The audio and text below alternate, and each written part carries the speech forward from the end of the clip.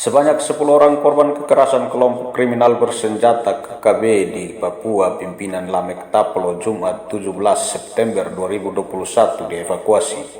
Mereka diangkut menggunakan Karakal TNI Angkatan Udara dari Kiwiro, Kabupaten Pegunungan Bintang ke Jayapura. Dari 10 orang yang dievakuasi, seorang diantaranya anggota Yunif 403 yang mengalami luka tembak di lengan kanan, sedangkan 9 lainnya adalah tenaga kesehatan. Marcelinus Ola Atanila, 35 tahun, salah seorang nakes, setibanya di lapangan Makodam 17 Cendrawasih mengisahkan insiden yang dialami dirinya bersama rekan-rekannya di Kiwiro. Awalnya kami sudah mendengar ada rencana penyerangan ke pos TNI Angkatan Darat sehingga kami tetap berada dan bersembunyi di puskesmas, kata Marcelinus. Berikut kisah lengkap seperti video yang admin terima dari grup relawan kemanusiaan. Sampai di Mado, dokter sendiri dihadang, kemudian dipukuli dengan besi, kemudian digiring ke jurang dan langsung ditendang ke arah jurang. Pada pukul 9 lewat sekitar 11 menit, mereka bergerak lagi menuju ke barak yang kedua yang dipimpin langsung oleh saya sendiri sebagai ketua tim. Di situ kami ada 6 orang. Saya sendiri sebagai ketua tim, Paman Selo, Paman Emmanuel Abi, Paman Patra, Suster Christine, Suster Anti dan juga Suster Ella yang sudah menjadi almarhum. Pada saat itu juga mereka melakukan hal yang sama, menghancurkan kaca-kaca jendela dan juga memukul pintu-pintu, berusaha untuk masuk ke dalam untuk menyerang kami. Mereka juga menyiram bensin di sekitar barak medis dan juga mulai membakarnya. Saat pembakaran terjadi, yang ada di dalam puskesmas hanya tersisa saya, Paman Patra dan juga ketiga suster itu. Paman Eman saat itu berada di dalam puskesmas karena sedang buang air besar. Pada saat itu sedang terjadi pembakaran, saya sendiri meminta untuk ketiga teman putri saya atau suster untuk kami segera keluar dari dalam barak itu. Tetapi karena mereka perempuan tidak bisa mengantisipasi situasi, sehingga mereka memilih lebih tenang di dalam barak itu.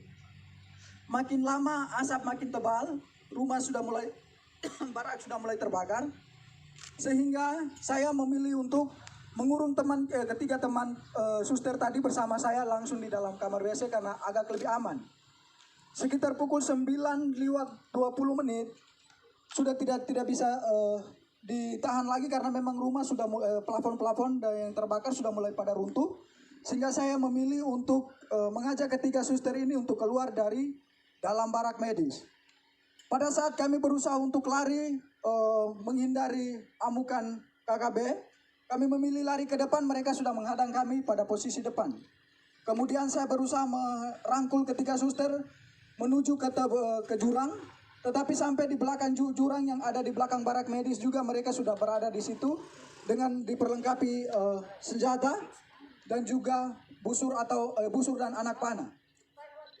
Akhirnya saya berusaha untuk mengamankan ketiga suster ke rumah warga yang terdekat jaraknya sekitar 5 meter dari barak medis itu. Sesampainya di situ mereka juga ada di situ berusaha untuk membakar rumah warga yang di sebelah. Akhirnya saya memilih untuk mengamankan ketiga suster di dalam gedung di dalam kamar mandi dari rumah masyarakat itu.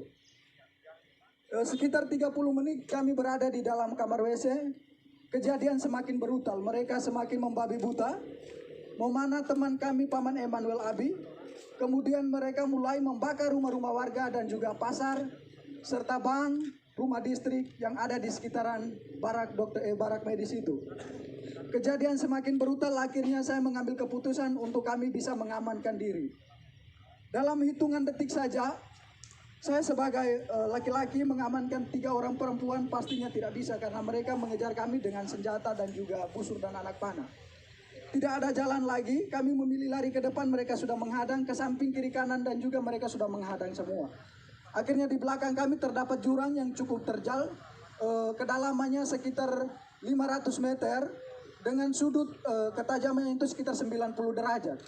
Tanpa berpikir panjang, saya bertanya kepada ketiga suster itu bagaimana kita harus mengamankan diri. Mereka menjawabnya, kita lompat saja. Akhirnya tanpa berpikir panjang, saya menghitung 1 sampai 3. Dan saya sendiri lompat pertama, kemudian ketiga suster mengikuti saya untuk melompatnya. Sesampainya di bawah kami pikir bahwa kami sudah aman dari kejaran mereka, tetapi mereka tetap mengikuti kami ke bawah. Sampai ke bawah saya sendiri tersangkut di akar pohon. Kemudian ketiga suster yang lainnya, yang satunya Suster Kris tersangkut di pohon juga. Suster Ella tersangkut di antara semak-semak. Kemudian Suster Anti dia melompat jaraknya sekitar 150 meter ke kedalaman jurang ini gitu. Dan dia juga tersangkut di semak-semak. Mereka terus mengikuti kami ke bawah, kemudian mendapati Suster Anti di bawah. Kemudian mereka naik, dapat lagi Suster Ella yang sekarang sudah ada di almarhum. Kemudian mereka dapat lagi Suster Kris. Saya sendiri mereka tidak dapat karena saya sembunyi di antara tebing dan juga akar-akar. Kemudian mereka mengumpulkan ketiga suster ini. Kemudian mereka semakin membabi buta. Mereka mulai menelanjangi suster dengan tidak membuka pakainya secara sopan, tetapi mereka menelanjangi dia dengan parang tajam atau parang, langsung dipotong saja pakaian mereka, mulai dibuka dari baju sampai celana dalam semuanya. Mereka tiga ditelanjangi, kemudian mulai dianiaya secara tidak manusiawi. Paha mereka ditikam, muka mereka ditonjok, kemudian minta maaf tetapi kemaluan mereka ditikam juga dengan parah. Kejadian semakin brutal karena jumlah mereka semakin banyak.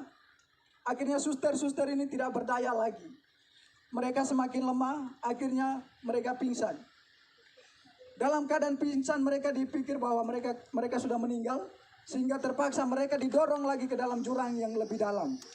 Kedalaman jurang itu sekitar 300 sampai 400 meter.